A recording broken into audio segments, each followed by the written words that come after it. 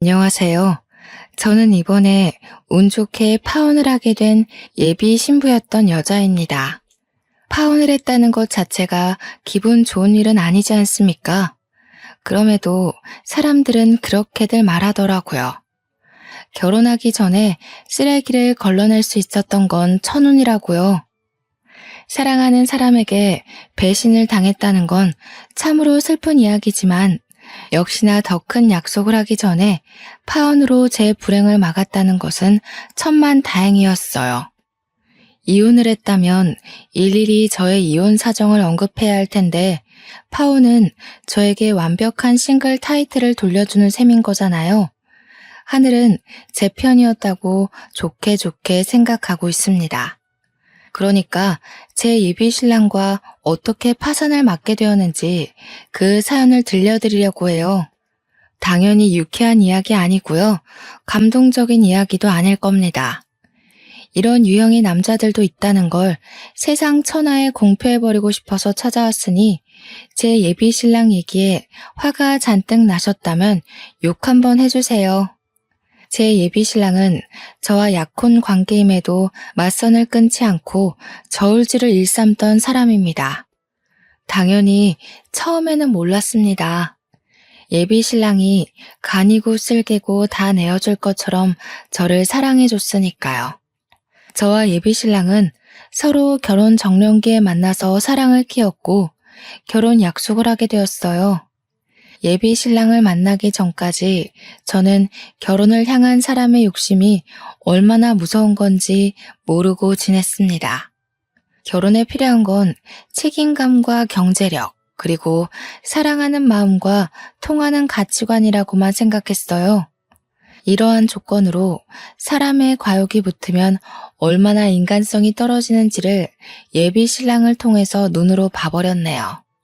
저는 예비 신랑뿐만 아니라 예비 시댁에게서도 느낀 경험 때문에 현재도 결혼에 대해 심히 고심하는 중입니다. 제가 예비 신랑을 처음 만난 게 맞선이라고 했지 않습니까? 저의 남편의 맞선은 당연히 서로의 지인을 통해서 이루어졌는데 사실 저는 그때 맞선이란 걸 처음 해봤습니다. 당시가 33살이었어요. 원래는 결혼 생각도 없고 남자친구도 없이 저만의 삶을 사는 게 재밌어서 다른 것에 관심을 못 두고 있거든요. 그래서 맞선을 볼 때도 크게 이성 간의 교제에 마음이 가질 않더라고요.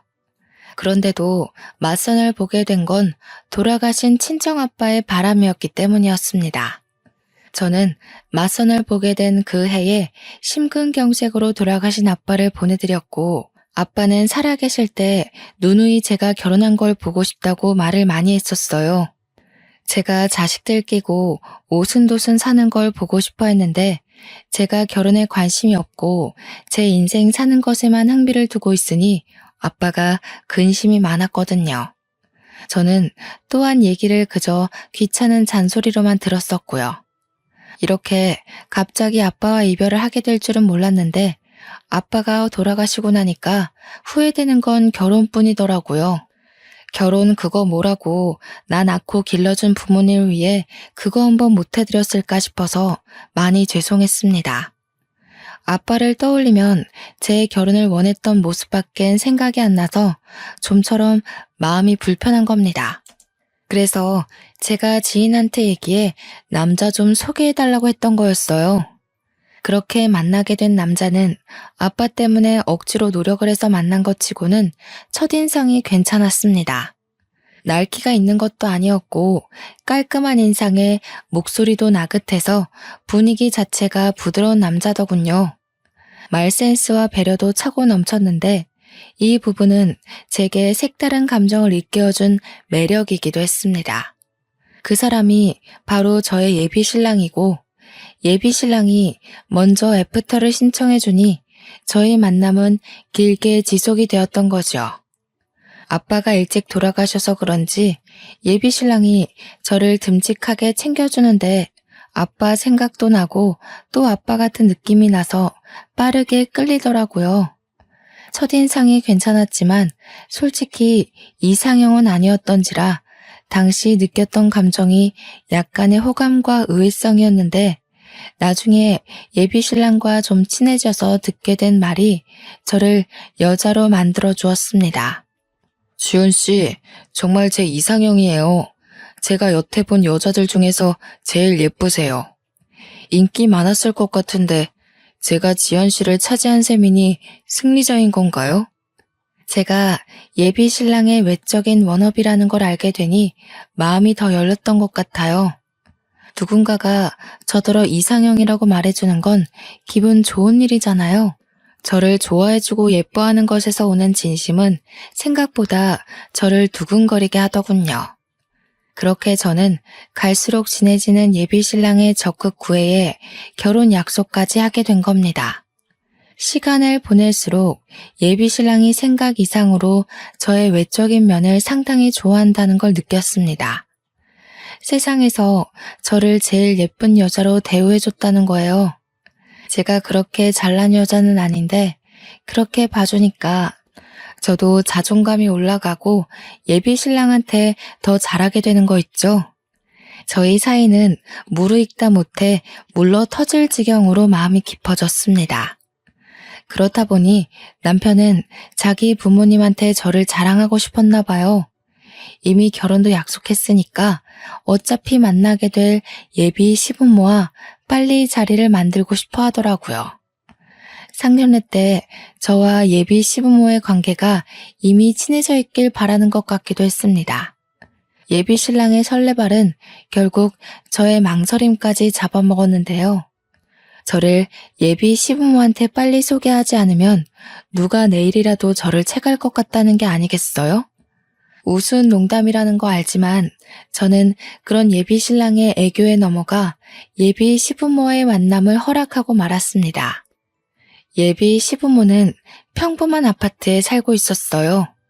오히려 저는 부담이 덜어져 좋았습니다. 저희 가정 환경도 예비 신랑과 비슷한 수준이라는 게 확인되니까 확실히 긴장이 줄더라고요. 솔직히 양가 재력이 어느 한쪽으로 치우쳐지는 건 상대적으로 문제가 따르기 쉽잖아요. 마침 저녁 시간이었던지라 예비 시부모는 두 분 다 집에 계셨습니다. 저를 좋은 마음으로 반겨주셔서 제가 더 안심했는지도 모르겠네요. 그런데 예비 시부모와 대화를 나누다가 알게 된 건데 왜 저는 제가 맞선이 처음인 것처럼 예비 신랑도 처음이라고 생각했던 걸까요? 예비 시부모가 그동안 있었던 예비 신랑의 맞선 얘기를 꺼내는데 조금 당황해버렸습니다. 그래도 우리 아들이 부모님한테 여자 보여주는 건 아가씨가 처음이에요. 맞선을 그렇게 많이 보는데도 데려오는 여자는 한 명도 없었거든요. 아들이 나이는 계속 먹어가는데 도통 결혼 소식이 안 들리니 얼마나 조마조마했다고요. 이렇게 참하고 예쁜 아가씨를 데려오려고 그렇게 애먹였나 보네. 당연하지. 내가 어디 아무랑 결혼할 남자인가?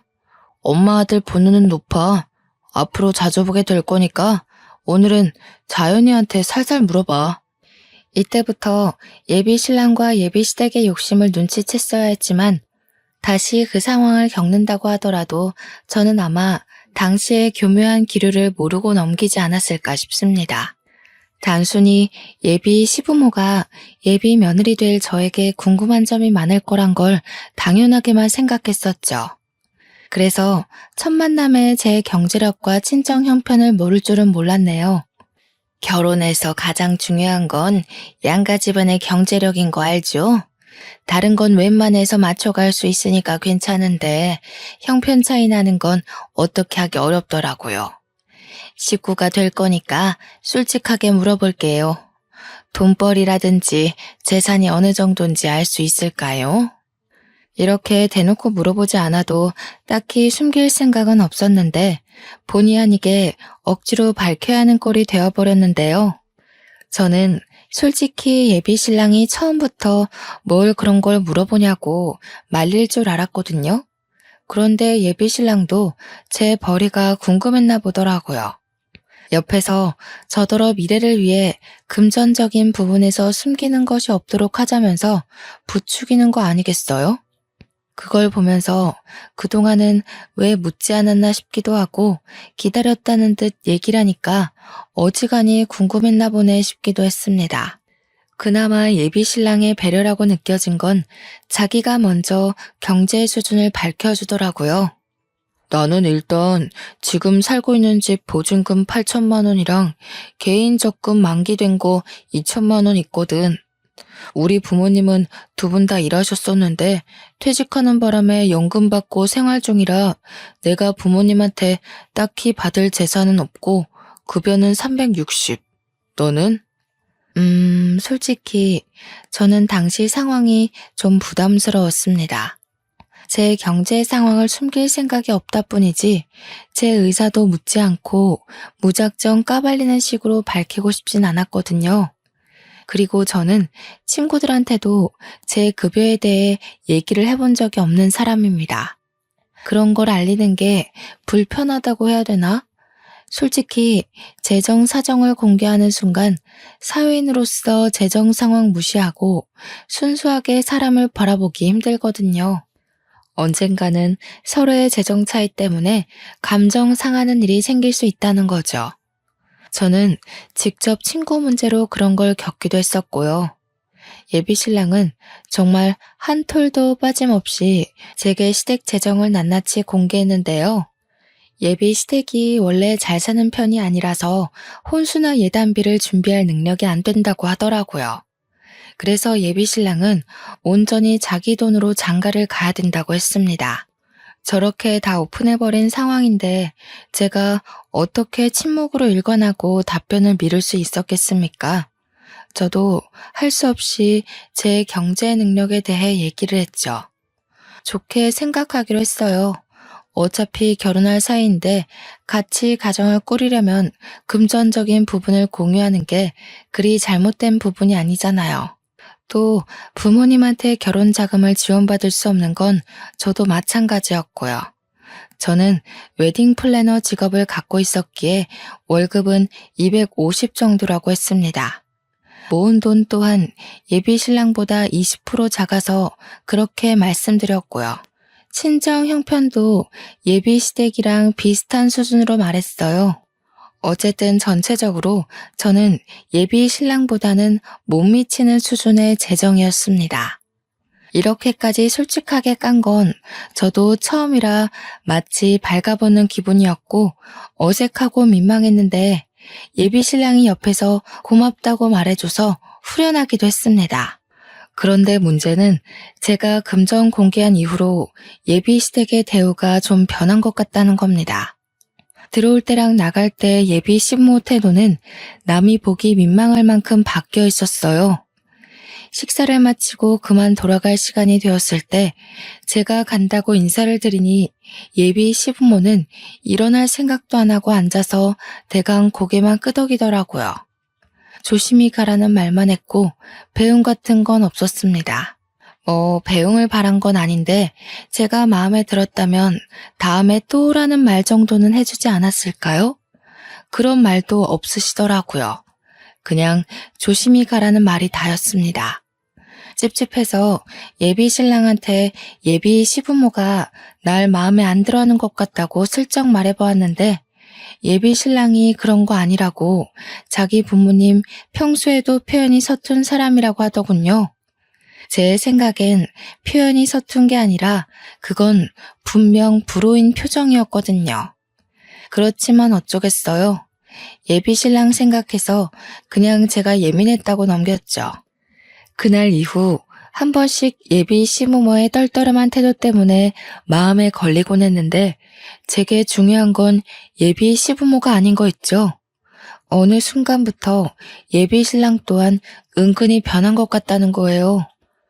항상 먼저 연락하고 먼저 어디 갈지 데이트 코스를 짜던 사람이 점차 제가 연락해야만 소식을 물을 수 있고 주말에 시간 내서 놀러 가자고 하면 몸이 안 좋다는 핑계로 만남을 미루기 시작했다는 거죠. 초반에는 그러려니 했습니다. 그런데 제 생일마다 이벤트를 해주던 사람이 이번엔 생일인 줄도 모르고 그날 자기가 들고 있는 동호회에 선약이 있다고 하길래 저는 예비 신랑이 저한테 마음이 뜨고 있다는 걸 눈치챘어요. 그날 그게 예비 시댁에서 금전적 부분을 공개했을 때 이유라는 것도 눈치껏 알아차릴 수 있었고요. 언제 한번 예비 신랑이 연애 초창기에 달콤한 말을 가정한 속내를 밝힌 적이 있었는데 갑자기 그 말이 불현듯 생각나더라고요. 나는 부부가 된다면 부부끼리 서로 도움을 받을 수 있는 관계였으면 좋겠어. 한쪽이 일방적으로 애써야 되는 관계 말고. 저는 당시 그 말이 부부관계의 감정적 요인을 말하는 걸로 이해를 했습니다. 그런데 지나서 생각해보니 그게 아니라 금전적인 부분을 말하는 거였겠네요. 제가 콩깍지에 눈이 멀어 예비 신랑의 말을 곧이곧대로 들은 것을 탓해야지 누굴 탓하겠습니까? 당시만 해도 예비 신랑의 변한 태도가 제 경제력 때문이란 것에 완전한 확신은 없었고 그 방향으로 촉만이 기울고 있을 때였는데요. 정말로 우연찮게 발견한 장면 때문에 이 남자가 저를 향한 마음이 끝났다는 걸 확신했죠. 일하는 도중 우리 회사 1층 카페에 갔다가 예비 신랑을 발견했거든요. 제가 직업이 웨딩 플래너라고 얘기는 했지만 우리 회사 위치를 말한 적은 없는데 예비 신랑이 제 회사로 찾아왔더라고요. 카페 한쪽에 앉아있길래 놀라기도 했고 반가워서 인사를 하려고 다가갔습니다. 그런데 예비 신랑과 같이 있는 일행을 보고는 숨는 걸 먼저 택했어요. 예비 신랑이 웬 아가씨와 대화 중이었거든요. 그 아가씨 앞에서 예비 신랑은 저와의 연애 초창기에 보여줬던 웃음을 짓고 있었습니다. 저는 당시 안 본 지 오래되었던 그 웃음을 다른 여자한테 보여주고 있는 걸 보는데 육감이 바로 반응하더라고요. 누가 봐도 남녀의 맞선 장면이었지만 처음엔 예비 신랑을 이해하려고 했습니다. 예비 신랑이 제게 마음이 떠났다고 느꼈음에도 우리가 정식으로 헤어진 것이 아니잖아요. 결혼까지 약속한 사이인데 뒤에서 딴수작을 부리는 게 비상식적인 행동이라 생각해서 예비 신랑을 믿으려고 했다는 거예요. 그러려면 제가 그 둘의 만남이 어떤 목적인지 확실히 알아야 될 것 같다고 생각을 했습니다. 그래서 더 가까이 다가갔고 다가갈수록 둘의 대화에서 한두 번 만난 사이가 아니라는 게 들렸죠. 둘의 관계가 예사롭지 않다는 걸 확실히 들은 저는 더 이상 숨지 않고 예비 신랑에게 모습을 드러냈습니다. 자기 여기서 뭐해? 나한텐 회사 미팅 있다고 연락하기 어렵다더니 미팅 주제가 데이트 코스인가 봐? 온통 커플 여행 얘기뿐이네. 예비 신랑은 저를 발견하자마자 까무러치게 놀라면서 벌떡 일어났습니다. 황급히 저를 데리고 다른 곳으로 달아났죠. 그 와중에 잠깐 돌아봤던 저는 예비 신랑과 있던 아가씨와 눈이 마주쳤어요. 저와 아가씨는 서로의 얼굴을 보고 더 놀랐어요. 그 아가씨는 다름 아닌 저와 같은 플래너인 2년 후배였습니다. 저희는 서로 집도 드나들 만큼 제법 친한 사이였어요. 그 후배도 예비 신랑과 저를 보고서 당황하는 것 보니 예비 신랑에게 저의 존재가 있었다는 걸 몰랐던 눈치 같았습니다. 후배 일은 나중에 언제든지 대화 나눌 시간이 있으니 우선은 예비 신랑의 변명을 들어보는 게 먼저였습니다. 저를 구석으로 내몬 예비 신랑을 마주하면서 저는 어디 말해보라는 식으로 침묵하고 있었어요. 갑자기 불쑥 끼어들면 어떡해. 거기 나만 있는 자리였어? 뭘 오해하고 있는지 모르겠는데 그런 거 다 아니니까 괜히 쓸데없는 생각하진 말고. 일단 나중에 얘기하자. 어렵게 얻어낸 기회라서 너랑 이러고 있을 시간이 없어. 어렵게 얻어낸 기회?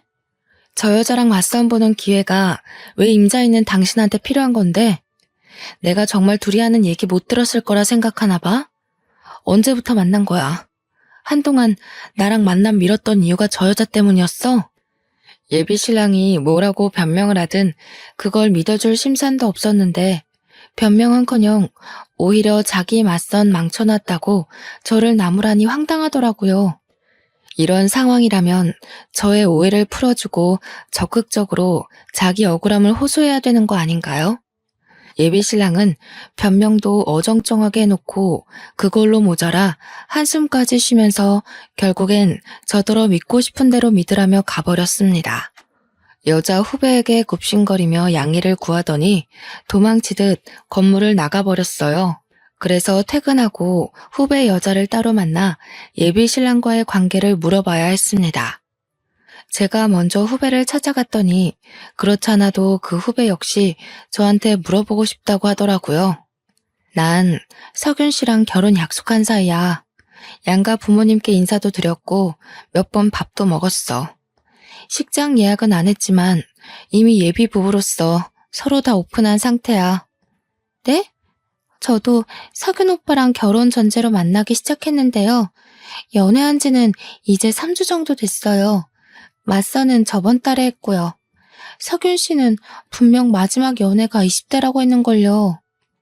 후배가 깜짝 놀라면서 예비 신랑에게 들었던 정보를 말해주는데 한 달 전인가 지인을 통해서 예비 신랑을 소개를 받았고 그 맞선을 적극 부탁한 것이 바로 예비 신랑이었다고 했습니다. 저는 나름대로 예비 신랑의 일관된 진심에 감동해서 어렵게 결혼을 결정했고 저희가 제법 진지하게 만났다고 했는데 당시로부터 한 달 전이면 저를 향한 예비 신랑의 태도가 변하기 시작했을 때거든요. 저는 혹시나 싶어 후배에게 예비 신랑과 금전적인 부분을 이야기 나눈 적 있냐고 물었어요. 후배는 결혼을 전제로 사귀기 시작한 날 예비 신랑이 먼저 오픈해주는 바람에 자신도 오픈을 했다고 하더군요. 제가 알기로 후배는 원래 금수저 집안인데다가 굳이 플래너일 아니더라도 백이 대단한 여자입니다. 그건 직장 동료들 사이에서도 유명하죠. 그 얘기를 듣는데 이젠 정말 빼도 박도 못하고 확신을 할 수밖에 없더군요. 예비 신랑의 속이 다 보이는데 어떻게 일말의 신뢰를 붙들고 있겠습니까? 역시나 예비 신랑과 예비 시댁은 제 재정 때문에 저를 멀리했던 거였어요. 저한테 정이 떨어진 거겠죠. 제가 결혼 대상까지는 아니라고 알아서 판단했나 봅니다.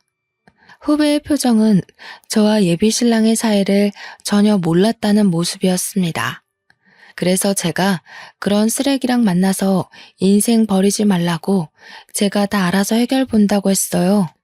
그런데 문제는 예비 신랑의 양다리만이 아니더라고요.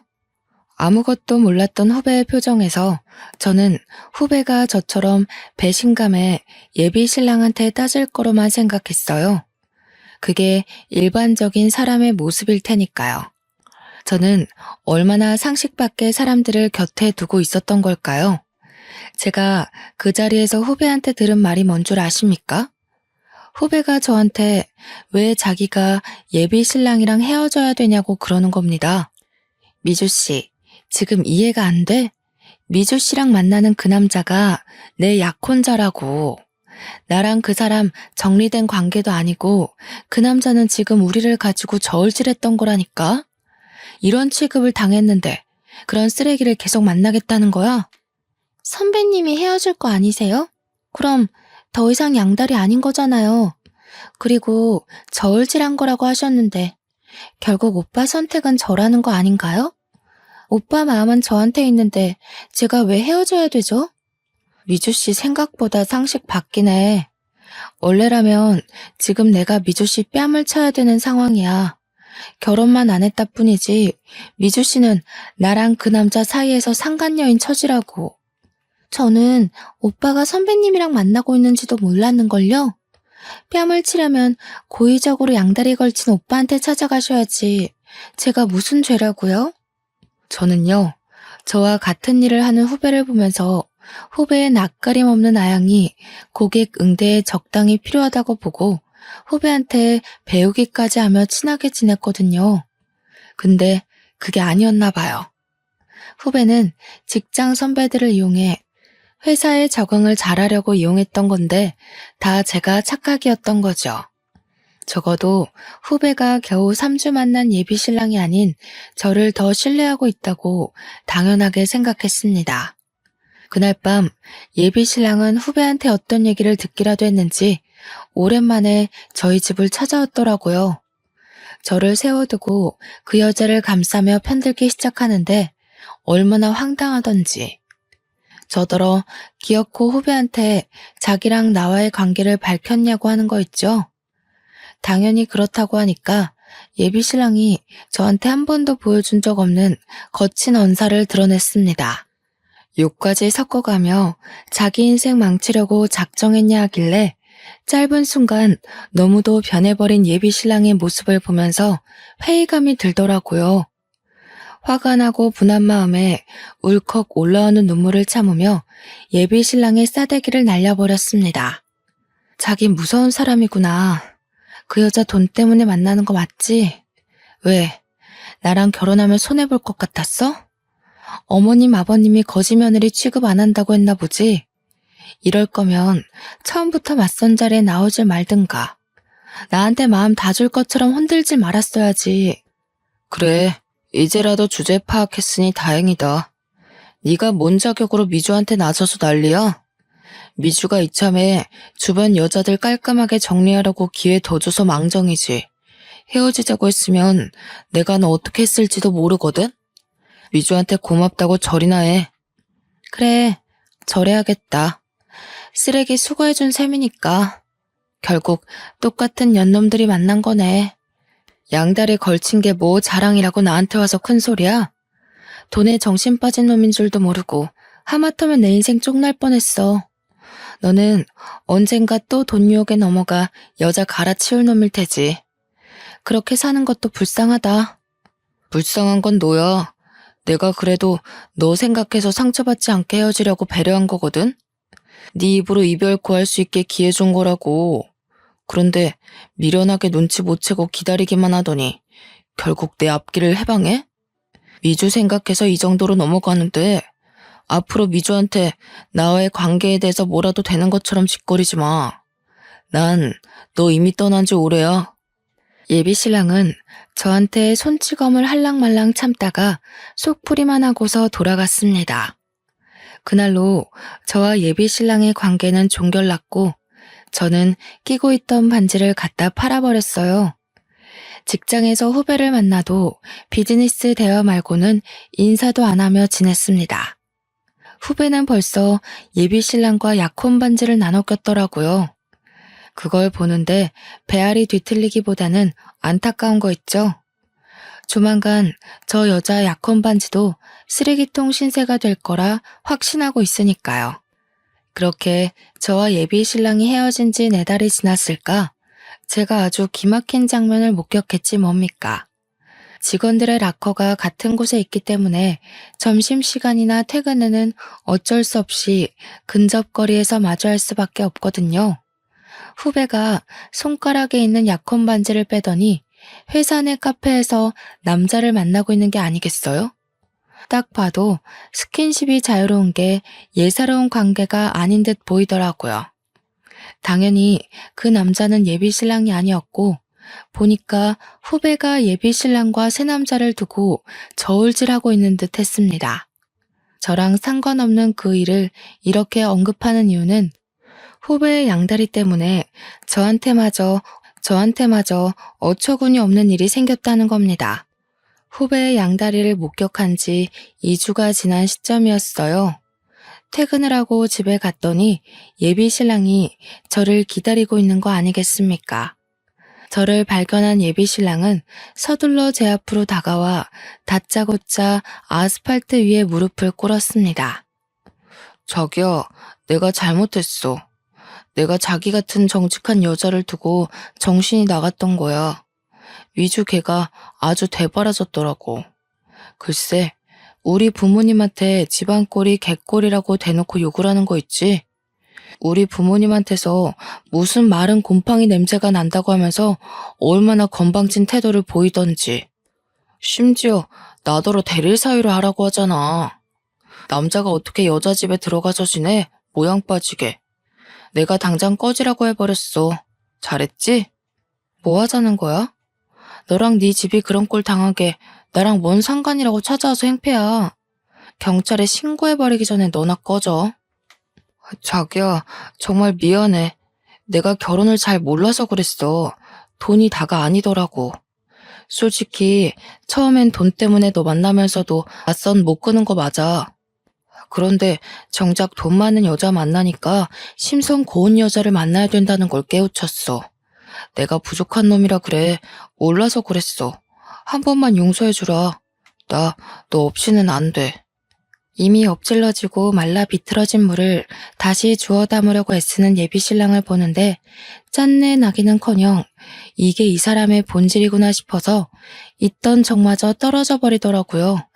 상대하기 귀찮아서 예비신랑을 내버려 두고 집에 들어와 버렸는데 예비신랑은 그날뿐만 아니라 다음 날도 그 다음 날도 계속해서 집 앞에 기다리고 있었습니다. 이미 쪽나버린 우리 관계가 고작 저런 행동에 다시 이어질 거라 희망을 갖는 예비신랑의 행동이 웃기기만 하더군요. 그런데 더 황당했던 건 어느 순간부터 예비시댁에서까지 연락이 온다는 겁니다. 처음엔 모르는 전화번호라서 생각 없이 받았어요. 예비 시무라는 걸 알고 나서 얼마나 당혹스러웠는지 모릅니다. 나 기억나지요? 석윤이 엄마입니다. 우리 석윤이가 외동으로 컸는데 어릴 때부터 생전 부모님만 모셨지 연애 한번 제대로 못 해본 놈이에요. 그래서 여자 보는 눈이 참 없어요. 내가 보기엔 아가씨가 며느리상으로 딱 좋았는데 글쎄 이 녀석이 천금 같은 마누라를 못 알아보고 지 복을 뻥 차버렸지 뭐예요. 그래서 하고 싶은 말이 뭔데요? 혹시 해서 묻는 건데요. 석윤 씨가 저 붙잡아 달라고 시킨 건가요? 그런 거라면 저 석윤 씨한테 마음 없으니까 헛고생하지 말라고 제대로 좀 전해주세요. 이렇게 된 거 그냥 말할게요. 석윤이가 아가씨랑 헤어지고 여자를 몇 번 데려왔었는데 다들 정신머리가 영 꽝이더라고. 어떻게 아가씨 같은 여자를 두고 그런 여자를 만난 건지 내 아들이라도 이해가 안 가더라니까. 그래서 말인데 약혼 원래대로 진행하면 안 될까요? 약혼 애들 장난인가요? 제 인생에 걸린 문제예요. 지금 이러시는 거 제 인생으로 장난치는 거라고밖에 생각 안 들거든요. 이 번호 수신 차단하겠습니다. 불편하니까 다들 연락하지 마세요. 이날로 저는 이 사람들과의 관계가 끝났다고 생각했습니다. 그러나 이렇게까지 파산나버린 약혼을 제가 다시 생각해본 계기가 있었는데요. 바로 우리 친정엄마에게 암 판정이 내려졌을 때였습니다. 저희 친정 살림이 넉넉한 것이 아니었기 때문에 제 수중에 있는 돈으로만 친정엄마 병원비를 대야 하는데 치료 비용이 만만치 않더라고요. 항암 비용이 원래 생각보다 많이 든대요. 그동안 모았던 목돈을 쓴다고 해도 대출은 필수인 상황이었습니다. 그런데 그때 예비 신랑이 제게 단비 같은 존재로 등장을 해줬던 거지요. 예비 신랑이 제 사정을 어떻게 알았는지 친정엄마 아픈 걸 알고 저를 찾아왔고 저한테 치료 비용을 보태주겠다고 하는 겁니다. 처음엔 거절했어요. 그 사람 돈을 받을 바엔 있는 대출 없는 대출 끌어모으고 친하지도 않는 친척들 돈을 빌려서 최대한 허리띠를 졸라매며 해결하는 게 낫다고 봤거든요. 그런데 그렇게 되면 저는 엄마 혼자 지내던 친정집을 내놓고 엄마를 연고지에서 낯선 서울 땅으로 모시고 와야 했습니다. 저희 친정엄마는 아빠와 사별을 하고 나서도 살고 있던 단층 주택을 정말 아꼈습니다. 부모님이 돈 모아서 신혼집으로 지은 곳이라 그 주택의 주인은 오롯이 부모님뿐이었죠. 그걸 알기 때문에 저는 그 집만큼은 지켜드리고 싶었는데 치료 비용이 만만치 않다는 걸 엄마도 알았던 건지 엄마가 결국 집을 팔아야겠다고 마음을 먹은 상황이었거든요. 그럼에도 불구하고 예비 신랑의 돈을 받아선 안 되는 거였는데 친정엄마의 상심한 얼굴이 자꾸 제 머릿속을 맴돌더라고요. 이런 사정을 알고 있는 예비 신랑은 제 생각처럼 친정 부모님 집만큼은 지켜야 되지 않겠냐고 저를 설득했어요. 아무 뜻 없이 주는 거야. 한때는 나한테도 장모님이었던 분이셔. 아무리 내가 너랑 끝난 관계라지만 장모님이 나를 아들처럼 잘 봐주셨잖아. 나도 돌이는 하고 싶어서 그래. 저도 미쳤던 거죠. 친정아빠를 보낸 지 겨우 1년이 지났는데 친정엄마까지 건강에 적신호가 오니 마음이 많이 힘들 때였어요. 그래서 예비 신랑한테 끝내 흔들리고 말았던 겁니다. 저는 예비 신랑 덕분에 친정집만큼은 지키면서 엄마 치료를 시킬 수 있었어요. 엄마가 입원해 있는 동안 예비 신랑이 알아서 친정엄마를 많이 들여다봐 줬는데요. 그것 때문에 제가 약혼을 다시 생각해보게 된 거였어요. 친정엄마도 저더러 예비 신랑을 다시 만나보는 게 어떻겠냐고 조심스레 권유하더라고요. 친정엄마는 제가 어떻게 헤어졌는지 모르고 있었거든요. 그냥 제가 성격 차이 때문에 파혼했다고만 말했었어요. 엄마까지 예비 신랑과의 재회를 부추기니 솔직히 많이 흔들렸습니다. 예비 신랑의 밑바닥까지 다 본 상황에서 다시 약혼을 생각하는 건 어렵기도 하지만 한편으론 엉뚱한 생각도 들더라고요. 이 사람의 밑바닥이 이보다 더할 수는 없을 거라고 보고 앞으로 제가 잘 관리할 수 있지 않을까 싶은 거죠. 그런데 머리 검은 짐승은 함부로 거두는 게 아니라고 예비 신랑에게 흔들리는 제 마음이 단번에 굳어버리는 일이 있었는데요. 예비 신랑이 저에게 접근했던 진짜 목적을 알아버렸기 때문이었습니다. 예비 신랑과 처음 결혼 약속을 할 때 식을 올리기 전 서로 양가 집안에 인사를 몇 번 드리러 갔었습니다. 그 말은 즉 저와 예비 신랑은 서로의 집안 사정을 거의 안다는 것입니다. 그래서 저는 예비 시조모가 아파서 예비 시부모가 집에서 모시고 있다는 것도 알고 있었어요. 제가 예비 신랑과의 재회를 고민하면서 예비 신랑을 한 번씩 만나기를 반복하던 시기에 예비 신랑한테 들었는데 예비 시조모의 건강이 악화되어 병원으로 옮긴 지 한 달 정도 됐다고 하더라고요. 예비 신랑도 저희 친정엄마 병간호를 도와줬기 때문에 빚지기 싫어서 저 또한 예비 시조모 병원에 몰래 방문한 적이 있었습니다. 예비 시부모는 저를 돈으로만 봤었지만 예비 시조모만큼은 저를 손녀딸처럼 잘 봐주셨거든요. 그래서 많이 아프다고 하니까 한 번쯤은 인사를 드리고 싶었어요. 그렇게 찾아간 병원에서 저는 삶에 대한 큰 이치를 깨우치고 말았죠. 예비 시조모랑 간병인만 있는 줄 알았던 병실에서 예비 신랑과 예비 시모를 봤는데 둘이서 심각하게 얘기를 나누고 있더라고요. 이렇게 시간 끌다간 네 할머니 숨 넘어가겠다. 그 집에 치료 비용까지 다 대줬는데 그 아가씨가 너랑 결혼 안 한다고 하면 어쩔 거니? 네 돈만 날리는 거잖아. 차라리 차용증을 받고 빌려주는 걸로 할 걸 그랬나 보다. 다 넘어왔어. 최근에 만났을 땐 먼저 약혼 얘기를 꺼내더라고. 괜히 재촉했다간 잘 차린 밥상 엎어져. 장인어른 사망보험금이 무려 14억이래. 이 정도면 할머니 병원비랑 내 사업 자금에도 충분하고 엄마 아빠 새 아파트로 이사도 시켜줄 수 있어. 훗날의 단꿈을 위해서 조금만 힘내자.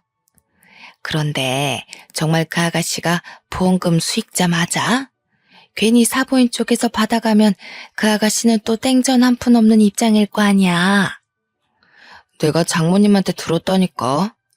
장모님이 우리 결혼하면 혼수 못 해줘서 어쩌나 걱정했는데 장인어른이 마지막 가는 길에 혼수는 해주려나 보다. 그렇게 얘기하면서 보험금 수익자가 자연이라고 알려주더라고.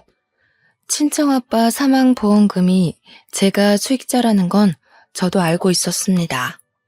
예비 신랑과 맞선을 보기 전부터 제게는 14억이라는 재산이 있었지만 일부러 그건 공개하지 않았었어요. 아빠의 목숨값을 그렇게 가벼운 담소 사이에서 오르내리게 하고 싶지 않았거든요. 그런데 아무래도 엄마가 예비 신랑에게 고마워서 결국 고백을 해버렸나 봅니다. 뭐가 어찌되었든 예비 신랑이 제게 회유하는 마음으로 접근했다지만 끝내 그 마음이 다시 변질된 거 아닙니까? 친정아빠의 사망보험금 얘기가 나오자 더는 못 들어주겠다 싶어 저는 병실 문을 열고 들어갔습니다. 저를 보고 놀라는 둘의 표정이 아주 보기 좋더라고요. 저는 들고 있던 꽃바구니에 꽃을 꺼내 예비 시모 얼굴에 패대기 쳤고 그 바구니로 예비 신랑을 죽자 살자 내리쳤어요. 예비 신랑이 아파서 소리를 악악 지르다가 저를 붙잡았습니다. 당신들이 이러고도 사람이야? 사망보험금? 네가 나한테 잘했던 이유가 그거였구나. 짐승반도 못한 것들. 어떻게 사람 힘든 시기를 이용해서 배불리려고 해? 여길 어떻게 왔어? 왜 연락도 안 하고 찾아와? 아니, 그러니까 자기가 뭘 어디서부터 들었는지 모르겠는데 그런 뜻이 아니야. 너한테는 더는 내려갈 밑바닥은 없다고 생각했는데 내려가고 말고 할 게 아니라 아예 밑바닥에서 살고 있는 짐승 새끼였구나. 사람이 이렇게까지 바닥을 기기만 할 줄은 몰랐네. 너 때문에 세상에 이런 사람들도 있다는 걸 알았어. 거머리 짓에는 나이가 불문하다는 것도 아주 잘 알았고. 얘가 어디서 어른한테 이런 몰상식한 짓을 해? 너 지금 나 때렸니? 감히 시엠이 될 사람 얼굴에다 꽃을 던져? 정신 차리세요, 아줌마. 능력이 없으면 사람한테 구걸하고 넙죽 엎드리긴 할 것이지. 거짓골에 자존심만 살아서는 남의 돈이 자기 돈인 것 마냥 그렇게 살고 싶어요? 자식 새끼를 이 정도밖에 못 키운 것도 다 아줌마 업보예요. 거지라는 말도 아깝네요. 이런 쓰레기들은 기생충이라고 불러줘야 되는 건데. 화가 난 예비 시모가 제게 손찌검을 하려고 했는데 예비 신랑은 그 상황에서도 저를 설득시킬 수 있다고 생각한 건지 예비 시모의 손을 자기가 막더라고요. 그러면서 저한테 무릎 꿇고 매달리는데 이미 병원 사람들은 열린 병실 문을 기웃거리며 저희를 다 지켜보고 있었습니다. 말썽꾸러기 청소년들이 저희 상황을 실시간으로 SNS에 퍼뜨려 자기 채널에 인기몰이를 하기도 했어요. 제 손을 잡고 한 번만 봐달라고 저를 사랑하는 마음은 진심이라고 하는 예비신랑의 애절함에 저는 예비신랑의 머리채를 잡고 밀어버렸습니다. 그 바람에 예비신랑 뒤에 있던 예비시모가 그걸 피하다가 같이 넘어졌지 뭡니까. 아무래도 하늘은 내 편인 것 같네. 이렇게 두 번의 기회나 주니 말이야. 그래, 원래 돈 때문에 양다리 걸쳤던 사람인데 그 개버릇이 고쳐졌을 리가 없지. 어디 또 자존심 세우고 남의 돈 빨아먹는 거머리짓 해봐. 이미 당신들 얼굴 팔려서 그게 통할 상대가 있을지 모르겠지만 예비신랑은 그제야 이 상황을 구경하고 있던 사람들에게로 신경이 빼앗겼고 허겁지겁 꽃바구니로 얼굴을 가렸습니다.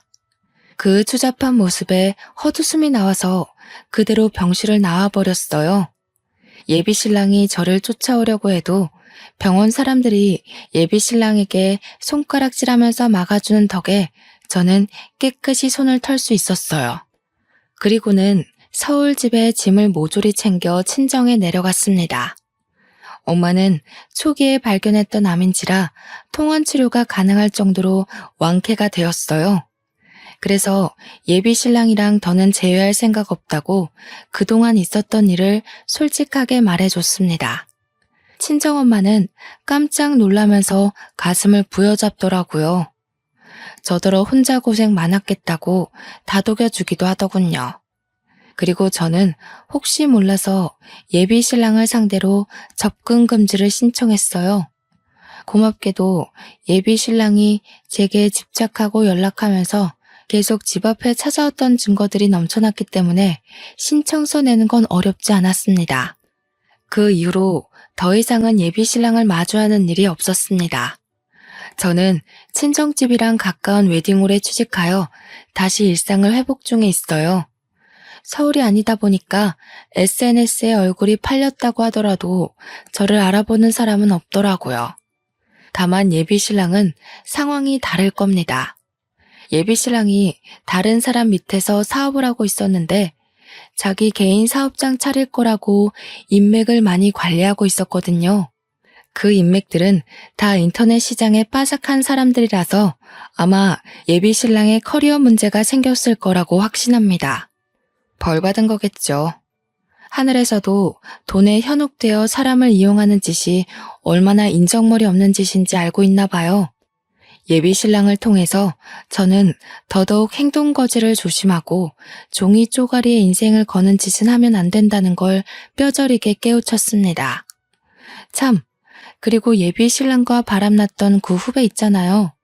한참 제 예비신랑 만날 때 너무 당당하게 연애를 했던지라 주위에서 그 후배를 보는 눈길도 곱지 않더라고요. 제가 친정으로 간다고 그 회사에 사직서를 낸 뒤 후배도 며칠 안 가 사직서를 제출한 걸로 들었습니다. 인생이 참 어려운 것 같으면서도 단순한 것 같아요. 열심히 앞만 보고 사는 사람에겐 꼭 유혹이 생기고 나쁜 것에 현혹되어 쉽게 살고자 하는 사람들에겐 꼭 벌이 따르는 것 같으니 말입니다. 대신 한 가지 명확한 건 있네요. 성실한 사람들은 살아가는 과정에 장애물이 있을지언정 결과만큼은 창대하고 불성실한 사람들은 과정만큼은 편할지언정 결과는 끝내 미약하다는 거죠. 결혼하기 전부터 진을 다 빼버렸더니 저는 이제 정말 결혼에 대한 욕심이 사라졌습니다. 안 그래도 결혼을 해도 그만, 안 해도 그만이라 생각하다가 예비 신랑을 만나서 결혼을 약속했던 건데 일이 이렇게 엎어지니 결혼은 얼마나 지옥 같을지 상상이 되더라고요. 돌아가신 아빠의 소원은 들어주지 못할지 모르지만 평생 제가 잘 사는 모습을 보여주겠다고 그렇게 다짐했습니다. 제 결혼은 이렇게 시작도 못 해보고 고꾸라져 버렸어요. 다들 거하게 준비하던 계획이 무너진 순간들 있었는지 모르겠습니다. 분명 힘들고 아플지라도 그것이 내 삶의 끝이 아니라는 것만 기억하셨으면 좋겠네요. 좋은 이야기는 아니었지만 그래도 들어주셔서 감사합니다. 다들 각자의 길에서 행복하길 바랍니다. 긴 사연 들어주신 여러분, 감사합니다.